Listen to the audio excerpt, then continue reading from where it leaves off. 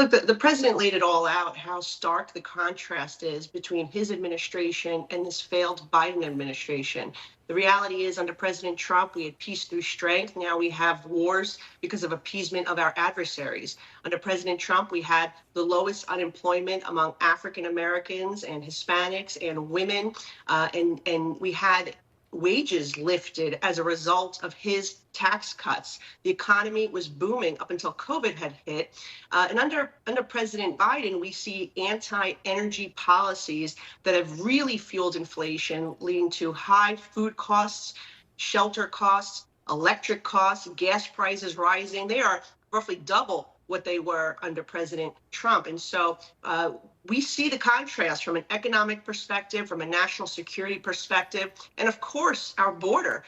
President Trump took executive order, used his authority to secure our border, and then President Biden came along and passed 60 orders and undid the progress that was made. And that is why we have this disastrous mass illegal immigration crisis in cities like mine, New York, where 2 police officers were shot and so many other crimes, including murder, have been committed.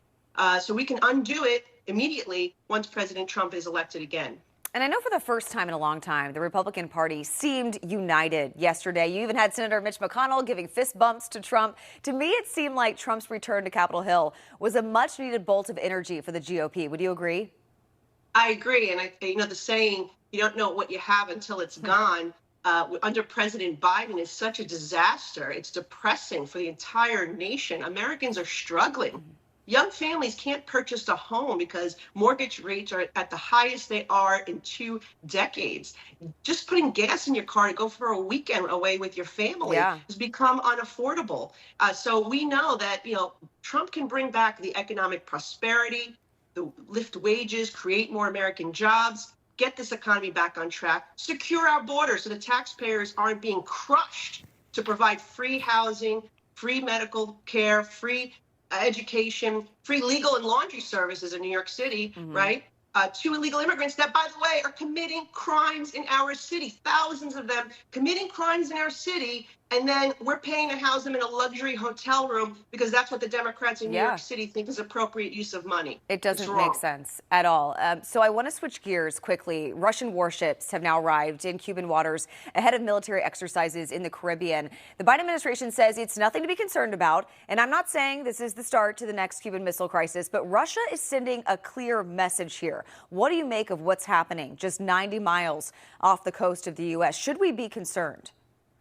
Well, as a Cuban American, I'm very concerned, and this was one of the issues that President Trump brought up. And I think most Americans know that if he was in office today, this would never be happening. This is another example of how this administration, the Biden administration, has appeased our adversaries. Remember, the very first day they came in, what did they do?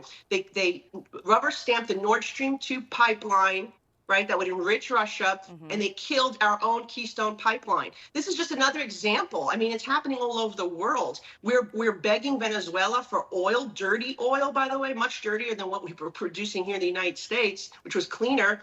And what I would say is we're enriching those coffers. Same thing with Iran. When you lifted waivers and sanctions, what you're doing is enriching Iran, and that's why we see these attacks, horrific attacks on Israel, and they're now at war. So there is a difference between President Trump's peace on strength versus the appeasement of this administration has created a fiscal and an economic and a national security crisis, not just for the United States, for our allies across the globe. It is concerning because Russia and Cuba have always had this alliance, but you would see under certain administrations, they would not be this forceful, showing this type of display. And it is extremely disturbing because they have nuclear weapons, they have sonic weapons, they have certainly, it's unsafe for the United States, and we really should be concerned at this moment. We need a strong president like President Trump to end this nonsense.